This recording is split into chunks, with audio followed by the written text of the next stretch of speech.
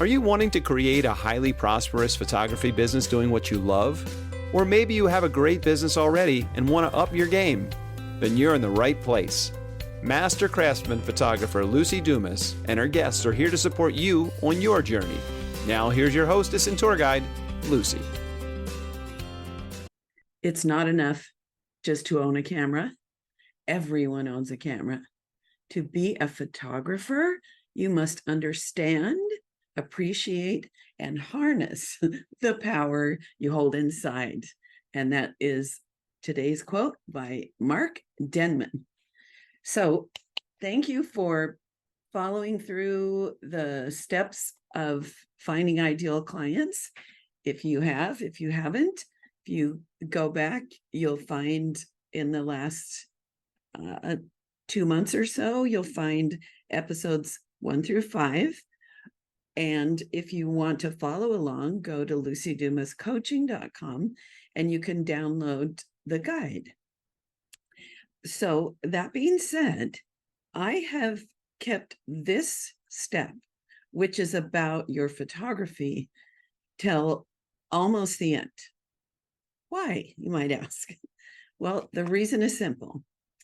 A lot of people think that if you are a good enough photographer, the world will beat a path to your door. And that is not really true. You do have to be a good photographer. You have to be a competent photographer. You need to be able to complete the tasks that you say yes to. But you do not, first of all, you don't have to be the best in the world. And you can't just rely on that. And I'm going to say a true confession here. I'm a pretty darn good photographer, and I think I have leaned into that more than I needed to, and could have, had there been things like we have now where there's much more education on how to get things done, and there's a lot more ways to get the word out. Had I put more focus on marketing, I would have had work come to me easier. Now, it's great when people find me and then they love my photography, but before that, they need to find me. So I'm going to pause 1 sec, look at my notes so I can just give you all the good stuff. Hold on. Okay, so what do we need to think about in this step, which is about our photography? Both how to photograph in a way that makes a good lead and a good potential client a fabulous client. I will say that most of my clients don't come expecting to invest 6, 7, 8,000, decorate their whole home, upwards of in the 5 figures. So the journey of selling, which is step 7, and we're going to talk about that in 2 weeks, is full of the steps. And one of them is that when I'm photographing, I have in mind that I want a lot of variety, and I'm shooting so that I can have enough to sell and to decorate someone's home and create an album if that's what they decide to do with that. The way I price myself, it's kind of like layers. So I have a session fee, and then I collect a minimum deposit. And I have found I want it high enough so that the people that are looking for a bargain will go away, but low enough for the initial commitment that ideal clients won't be scared off by having to decide right off the bat to spend a certain amount of money. Now, everybody's different, every community is different. The outreach, the client base that you're with is different. I will say that I've found the sweet spot is at least 500 to 700, but in most cases, not much more than that. So that's a session fee and then a separate deposit that goes towards purchase. So I'm getting off in another direction. But what I'm saying is, so that first tier, they make an investment, they pay me enough that if they never ordered, yes, $500 to $700 is not what feels right for me. But so where am I going with this? So the people that aren't right for me will definitely drop out, and I won't lose potential people. And it's okay if occasionally someone does not invest well or doesn't take the time to come in. Okay, let's see. So I went off on a little bunny trail, but the trail included, when I'm doing a session, first of all, I love my 24 to 105 lens because it's f4 L series in the Canon, because I can do wide with a lot of scenery, like the little boy behind me. If you're watching this on video, I can do fill the frame with the whole gosh, it's Saturday morning and it's kind of hot. And so I'm struggling here, but I'm going to just keep pushing through. Anyway, so I can do scenic, I can do the whole family head to toe, and then I can do close-ups, and then I can do little breakout sections of groupings. So within that one lens, I've got a portrait length, and I've got a wide angle, and I've got all the in-betweens. And then I also have a 70 to 200. I don't have the 2.8 because to me, the name of the game for people is they want the faces sharp. And I can't carry that 2.8 lens without hurting myself very much. So I've sold thousands and thousands of wall portraits with both of those lenses and with some other ones that I have, but those are my favorites, so that I've got the full range and I don't have to move a lot to get variety. So I'm also photographing so that I can, so that I've got enough that I can tell a story.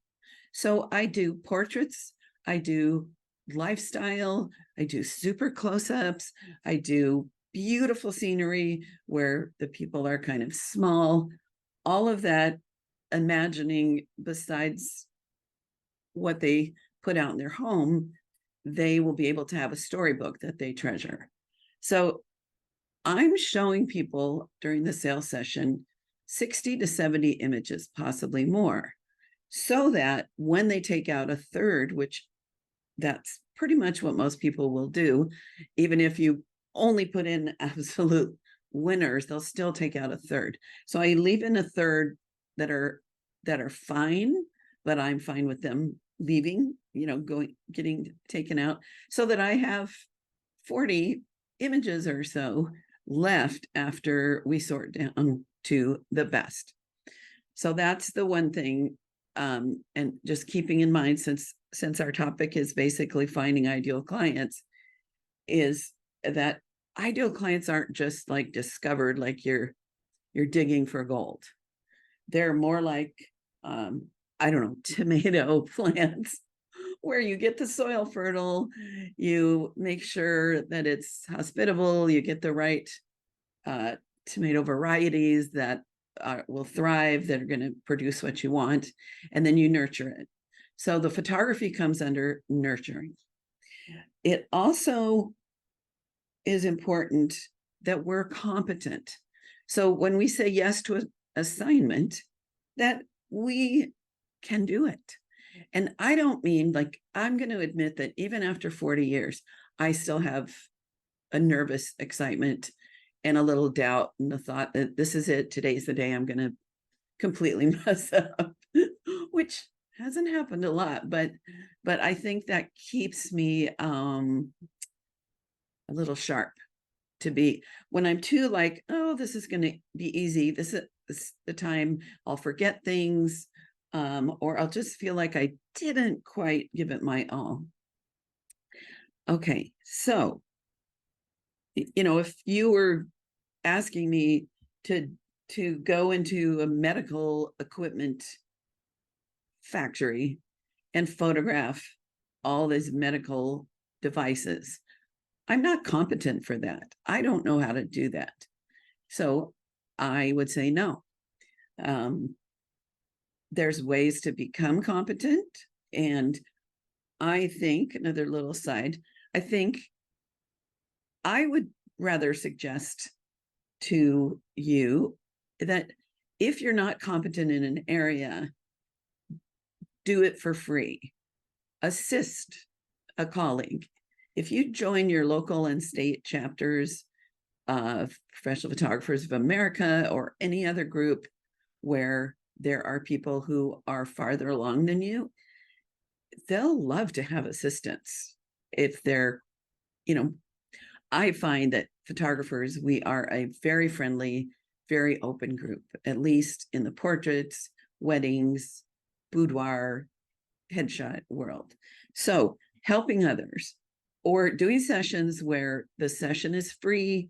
And if someone enjoys what you did, then you will do the whole sales presentation system and they can buy things. You certainly can bonus. I don't suggest that you start out as a digital photographer where you photograph for very low price and hand them a big bunch of files, because then you're cutting out that opportunity to sit with them and get feedback and reactions, as well as potentially building a foundation that you really, really can thrive with. Is that the right word? Yes. Because if you start going in one direction and then you're like, okay, it's time for me to start selling products and getting paid thousands rather than hundreds, you're down a bunny trail that you can't take a side cut. You have to come back and start all over again. Okay, so be competent. It's very important to have backup equipment. One of my recurring nightmares still, after not being a full-time wedding photographer for decades, is that I show up at a wedding and my gear, I only have one camera and one lens and one flash, and it all breaks. And luckily now there are people who come to weddings who have better photography than I do. So I think in an emergency, I would rent somebody's equipment and promise them photographs. But it's better to be prepared. One of my actual nightmares did happen. I used to have 3 camera bodies and 3 lenses and 3 flashes with me at all times. Part of the reason for that is I was still doing double exposures, and to do that in camera, I would take a picture during the ceremony and then I'd have to put that away and then come back when I had the bride and groom and have them look down over the over this ceremony. So that was the reason for that bonus one. But I did a wedding, lovely couple. And everything kept breaking, or I couldn't figure out how, it might have been something simple, but the wedding's happening. You don't have time to sit and evaluate which cord or which plug or which anything is the reason something's not firing. So before we even started the ceremony, when I was still doing the portraits, now we call it the first look, portraits of the bride and groom, and then the wedding party joins us. Everything became unusable but one camera, one lens, and one flash. And so over-prepared is just about right. So what else would I like you to know here? If you're struggling with like the I'm not good enough or the imposter syndrome and self-doubt, first of all, go listen to the Jeffrey Shaw podcast from a week or 2 ago. But when you can separate your value from a product that you're producing that someone else will treasure. When you see your work not as validation that you're important or creative or clever or worth drawing breath, even when you can separate that out, then it's so much easier to not feel like an imposter. Because if you're photographing and you know, okay, I may not every session hit a grand slam, but I know I can create the basics that I've been hired to do. When you're comfortable with that, how good or perfect or excellent, or if you said all the right things right, or any of that is less important than what your client feels when they see them. And we kind of have an unfair advantage. Why do you think that is? Because we're selling them back to themselves. Because the people that they loved, the animals that they love, our subjects are, they already have an emotional attachment to the subjects. Or if it's like branding, they already have their business invested, their hopes and dreams invested in this. So rather than like if we were selling, I don't know, a chair, an office chair, there's not a real emotional attachment to that. Now, yes, an office chair that makes you comfortable, helps you be productive, solves a back problem, that's good, but it's not the same as selling something that has a photograph of the precious little baby boy that a family just loves to, enjoy day after day. So it's a little bit cheating. And so you can trust that. You can lean into that. So you might ask, and maybe I've already answered it, but I'm going to be really clear on this. How does being a confident photographer, competent, not the best in the world necessarily, which there's no such thing, but how does all of this lead to attracting ideal clients? So, first of all, our ideal clients, as I've already mentioned, don't just walk up and say, hey, I have $5,000 to spend and I want 2 wall portraits in an album, or 1 wall portrait, or wherever your pricing lands. They don't normally have that in mind. We're creating that kind of step. So we're making them, as I've already alluded to, into our ideal clients as we're working with them, as we're having consultations and planting seeds for sales, which I'm going to cover in step 7 just a little bit. So that's the one thing, is we're developing them like a lump of the right kind of clay, or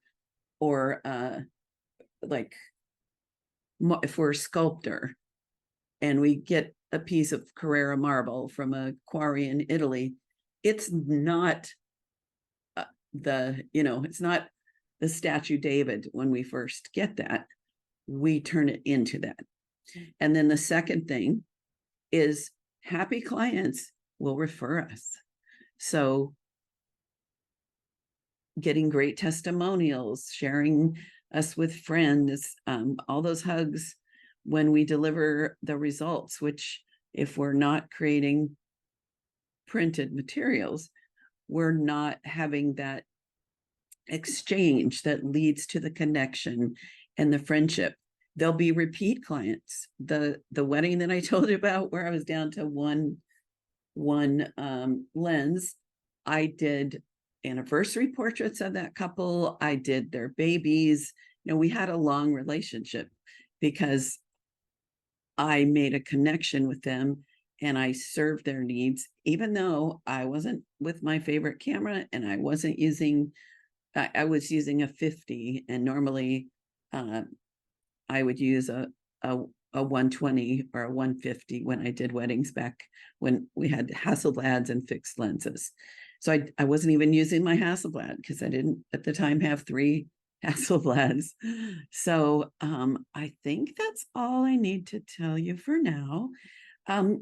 Just a couple little things. If you haven't gone to lucidumascoaching.com, you can find this gift, the 7 steps for attracting ideal clients, and read along. And also, I love when I know people are enjoying what I'm putting out here. This is a labor of love. So if you could send me some love, just, an email or a little quick comment if you're watching this on YouTube or you're listening in a podcast or wherever, Instagram posts, my Facebook, all kinds of ways to just encourage me to keep doing this, because my goal is to help people worldwide have thriving businesses, get paid what they deserve, have a wonderful life like I have and continue to have had. And one last thing, I'm going to re-release my sales class that is a 12 recorded online course. So keep your eye out for that. And I will announce that at this so in 2 weeks when I do a little wrap up, and we also talk a little about the importance of knowing how to sell. So that's it for now. And great big hug and kiss, and bye. You have been listening to The Highly Profitable Photographer with Luci Dumas. If you've enjoyed this podcast, please rate, subscribe, review, and share. To connect one-on-one and learn more about our coaching programs, just go to lucidumascoaching.com. Until next time, go have fun photographing and selling your work.